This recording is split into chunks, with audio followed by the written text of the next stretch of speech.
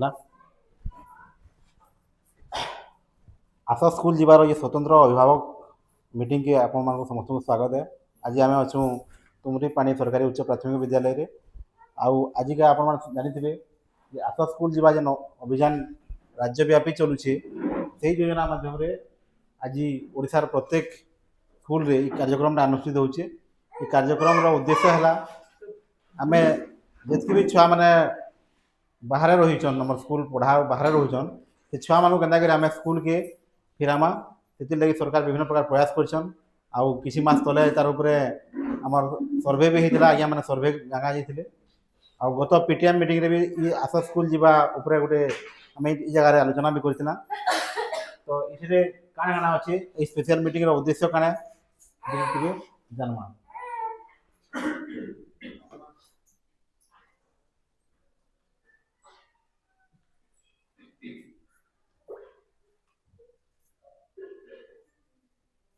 तो पहला आप मैंने जानूँ कि आस स्कूल जीवा जेन अभियानटा काण जी गत मीटिंग आम आलोचना करथिना। आस स्कूल जीवा गोटे ओडिशा राज्य सरकार को गोटे महत् योजना है जिन माध्यम कि आम जितकी भी छुआ अधारू पाठ छाड़ीचन कि मैंने आदौ पाठ नहीं पढ़वार से आम समाज मुख्य स्रोत सामिल करमा से सरकार विभिन्न सुविधा सुजोग जन कर स्कूल के आम आनिक एडमिशन करामा।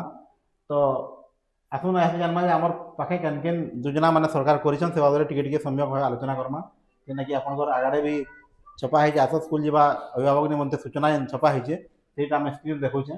तो पहला अपन जानून निपुण ओडिशा मिशन प्रथम रु तृतीय श्रेणी पिला मौलिक साक्षरता संख्या ज्ञान वृद्धि निमंते गोटे कार्यक्रम कराई जे प्रथम रु तृतीय श्रेणी आप जानते प्रथम रु तृतीय श्रेणी जे मौलिक संख्या ज्ञान और मौलिक साक्षरता पहला छुआटे तमने माने जेनता भाषा शिखबा कहबाटा सुनबाटा लिखबाटा शिखबा से उपरे मौलिक साक्षरता कहे आउ छोट मोट हिसाब किताब जेन शिखबाटा सब गुड़ाक मौलिक संख्या ज्ञान से कार्यक्रम लगी आम निपुण ओडिशा आम कार्यक्रम चली जेना कि निपुण भारत हूँ आम देश स्तर जेना चली। तो आम ओडिशा स्तर निपुण ओडिशा मिशन चली।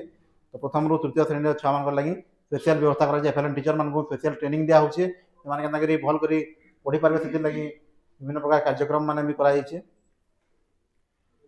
देखुन राज्य मुक्त विद्यालय प्रतिष्ठान जेना कहूँ state institute of open schooling जेनटा। तो इटा अधार पाठ छाड़ुवा शिक्षार वंचित होता पिला गृहिणी कर्मजीवी युवपीढ़ी भिन्नक्षम अन्य दुर्बल श्रेणी व्यक्ति निमंते उद्दिष्ट। तो इटा देखुन जेना आम हाईस्कूल अच्छे 8 श्रेणी पर आम हाईस्कूल अच्छे सीधा सड़क पढ़ुचु। तो एंता एसआई वाइज जेन अच्छे झारबंदे आम अच्छे। तो ये काण है 14 रु 18 वर्ष पिला जदि जे मैंने अधारू पाठ छाड़ीचन से डायरेक्ट जे फ्री एडमिशन कराऊे बहीपत्र सब देवे से डायरेक्ट मैट्रिक परीक्षा देवे। तो ये अन्य लोग मैंने भी देपारे आपड़ी किए मैट्रिक परीक्षा भी देवार लगे चाहून आपण मैंने भी देपारे कि से फीस दरकार पड़वा गोटे के फीस रही किंतु जिन अधारू पाठ छाड़ी जेन पिला माने 18 वर्ष तले अच्छा इन समस्त को पूरा संपूर्ण भाव फ्री रे पाठ पढ़ा व्यवस्था कराऊे सरकार आड़ जेन योजना इटा भी सचेतन करवार मुख्य कारण है अनेक छुआ आम आप गाँव भी थे जेन मैंने कि 8म श्रेणी पर पाठ छाड़ी देते। तो से छुआ आम एसआई वाइस एडमिशन कर पढ़े पार्मा। तापर देखो गोटे अच्छे भिन्नक्षम शिक्षार्थी मान लगी विभिन्न प्रकार सरकारी सुविधा सुजोग और आर्थिक सहायता प्रदान।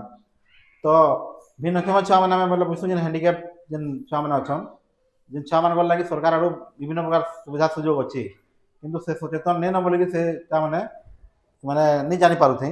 तो इथर आम चलित जेन आम चली इहादे आस स्कूल जीवा अभियान इथे आम 5 रु 6टा पिला को एंता पिला एडमिशन करूँ जेन माने कि नहीं एडमिशन नहीं थे जेनता टुंगी दादर 2टा छुआ थे बारी घर 2टा छुआ थे से 14 वर्ष गोटे 16 वर्ष गोटे से आम एडमिशन करूँ। तापर संकरी गोटे जड़े थे से संकरी भी एडमिशन कराई आ तुमरी पैर काली जनकर भी एडमिशन कराई गार्डियन जब यही समय जानते तुमरी पैर भी छुआटे झीटे अच्छे से माने कथबार्ता कही नहीं पार्बार तार टे हाँ हाँ हाँ गोविंद छतर ସେ ଛୁଆର ବି ସୁବିଧା ସବୁ ସରକାର ଆଡ଼ୁ ହେବା। ତ କାଣା ସୁବିଧା ସୁଯୋଗ ଅଛି ଆପଣମାନେ ଟିକେ ଜାନୁନ୍। ତାକର ଲାଗି ଦେଖୁନ୍ ପହଲା କଥା ହଉଛେ ହ୍ୟାଣ୍ଡିକ୍ୟାପ୍ ଭତ୍ତା ଯେନ୍ତା ମିଲୁଛେ ଭତ୍ତା ମିଲ୍ସି। ତାପରେ ବାଣୀଶ୍ରୀ ଭତ୍ତା ଗୋଟେ ମିଲ୍ସି। ତାରପରେ ଏସ୍କଟ୍ ଆଲାଉନ୍ସ ଗୋଟେ ମିଲ୍ସି। ଏନ୍ତାକରି ଅନେକ ଗୁଡ଼ିଏ ସୁବିଧା ସୁଯୋଗ ମିଲ୍ସି। ତାପରେ ଯେନ୍ ଛୁଆମାନେ ଆସିନି ପାରନ୍ ତାକର୍ ଲାଗି ହୁଇଲ୍ ଚେୟାର ଟ୍ରାଇସାଇକେଲ ଏନ୍ତା ଅନେକ ଗୁଡ଼ିଏ ସୁବିଧା ଅଛେ। ତାପରେ ଯେନ୍ମାନେ ବଧିର ଛୁଆମାନେ ଅଛନ୍ ତାକର୍ ଲାଗି ଯନ୍ତ୍ରମାନେ ଦିଆଯାଇସି। ଯଦି 80% ଅଧିକା ଥିଲେ ତାକୁ ବ୍ୟାଟେରୀ ଚାଳିତ ଟ୍ରାଇସାଇକେଲ ମିଲ୍ସି। ଏନ୍ତା ଅନେକ ଗୁଡ଼ିଏ ସରକାରୀ ସୁବିଧା ଅଛି ଯେନ୍ମାନେ କି ଭିନ୍ନକ୍ଷମମାନେ ସୁବିଧା ପାଇପାରିବେ।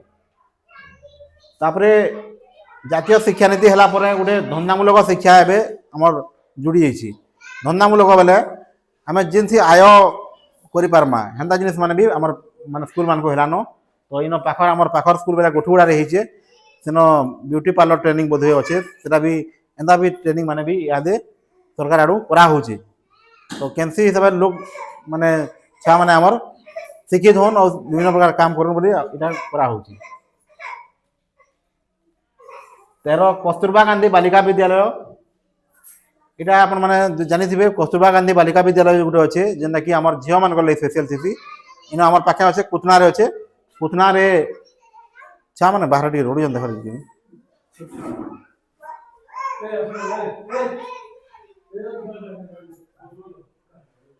ତ କସ୍ତୁରବା ଗାନ୍ଧୀ ବାଲିକା ବିଦ୍ୟାଳୟ ଯେନ୍ ଅଛନ୍ ଇନ ଆମର ଝିଅ ପିଲାମାନେ ମାଗଣାରେ ହଷ୍ଟେଲ ରହିକରି ତାଙ୍କର ସବୁ ସୁବିଧା କରାହେସି। ସେନ ତାଙ୍କର ଇନ ଗାଁର ବି ଛୁଆମାନେ କିଏ ପଢ଼ୁଥିଲେ ସେ ଇରା ଘର ପଢ଼ୁଥିଲେ କିଏ ପଢ଼ୁଥିଲେ କାଏଁ ଇନ କୁତନା ନ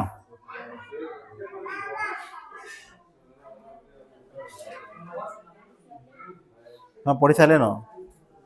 ତ ଏଠି ବି ସୁବିଧା ମାନେ ଯେନ୍ ମାନେ ସବୁ ବର୍ଗର ଛୁଆମାନଙ୍କୁ ସେଟା ଦିଆଯାଇସି ସେଟା ନେବି।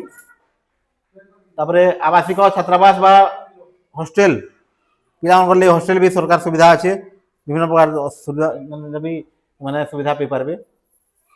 13 ସ୍ୱତନ୍ତ୍ର ତାଲିମ 6 ରୁ 14 ବର୍ଷର ପିଲାମାନଙ୍କୁ ବୟସ ଅନୁସାରେ ସ୍ୱତନ୍ତ୍ର ତାଲିମ ପୁସ୍ତିକା ମାଧ୍ୟମରେ ଶିକ୍ଷାଦାନ ବି କରାଯାଉଛି। 13 ଦେଖୁନ୍ ଆମର ଇନ ଇଏ ରାଣୀ ଲକ୍ଷ୍ମୀବାଇ ଟ୍ରେନିଂ ବି ଗୋଟେ ଚାଲିସି। ଆତ୍ମରକ୍ଷା ତାଲିମ ଚାଲିସି। 13 ଅନେକ ଗୁଡ଼ିଏ ତାଲିମ ମାନେ ବି ସରକାର ଆଡ଼ୁ କରାହେଉଛି। ତାପରେ ଅନ୍ତର୍ନିବେଶୀ ଶିକ୍ଷା ଯେନ୍ଟାକି ଆମର ସାଧାରଣ ସ୍କୁଲ ମାନେ ପ୍ରାୟ ଭାବସୁଁ ଆମେ ସାଧା ଛୁଆମାନଙ୍କ ଲାଗି ଖାଲି ଅଛେ।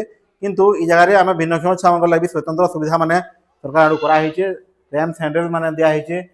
13 ହ୍ୱିଲ ଚେୟାର ବ୍ୟବସ୍ଥା ଏସବୁ ଗୁଡ଼ାକ ଅନ୍ତର୍ନିବେଶୀ ଶିକ୍ଷାରେ କରାଯାଉଛି। ଯେନ୍ଟାକି ଏସ୍କଟ୍ ଆଲାୱେନ୍ସ ଆଉ ଇତାର ଲାଗି ଆମର ବ୍ଲକ ଲେଭେଲରେ ବ୍ଲକ ରିସୋର୍ସ ଟିଚର ମାନେ ଅଛନ୍। ଆଉ ଆମର ପଞ୍ଚାୟତ କ୍ଲଷ୍ଟର ଲେଭେଲରେ IEV ଇନକ୍ଲୁଜିଭ ଏଜୁକେସନ ଭଲେଣ୍ଟିୟର ଗୋଟେ ଗୋଟେ ରହୁଛନ୍।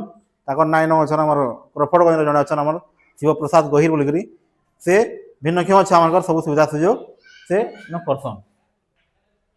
ତାପରେ ମାତୃଭାଷା ଭିତ୍ତିକ ବହୁଭାଷୀ ଶିକ୍ଷା କାର୍ଯ୍ୟକ୍ରମ ପିଲାମାନଙ୍କୁ ନିଜ ମାତୃଭାଷା ଶିକ୍ଷାଦାନ ଉପରେ ଗୁରୁତ୍ୱ ଏଇଟା ବି ଆମର ଅଞ୍ଚଳରେ ଚାଲିଛେ। ଆପଣମାନେ ଜାଣିଥିବେ ବିହାଲ ଭାଷା ଲାଗି ସ୍ପେଶିଆଲ ଟିଚର ମାନେ ଇନ ଆପଏଣ୍ଟେଡ଼ ହେଇଛନ୍। ମୋର ଡୁଙ୍ଗି ଚଢ଼ାନ ଗୋଟେ ସ୍କୁଲ ଅଛେ।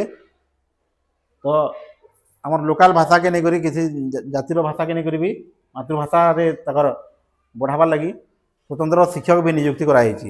ତ ଏ ସବୁ ସୁବିଧା ସୁଯୋଗ ଗୁଡ଼ାକ ସରକାର ଆଡ଼ୁ କରାହେଉଛି।